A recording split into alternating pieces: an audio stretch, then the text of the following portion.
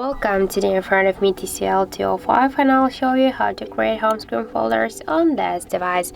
So first we should hold for a while the application and drag this app to another one, and now we can see here the new created home screen folder on our device screen. By the same way we can add here more applications if you want. If you want to rename the folder, just give a name, click here to unnamed folder and enter the for example the new name. In my case that's all just apps. Now we can see that this folder has changed.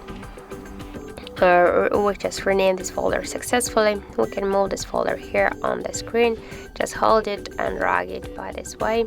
As you can see, that's so simple. If you want to create a new screen with this folder, that's also not a problem. Just hold it and drag it to the new screen. And let's just go back here.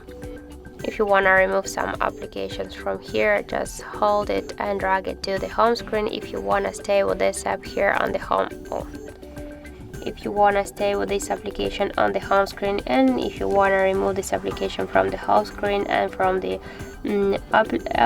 folder, just hold it and drag it here to the right upper corner to remove icon. But don't worry, you will stay with this app here into the apps menu. So that's it. Thank you for watching, and if you find this video helpful, don't forget to leave a like, comment and to subscribe our channel.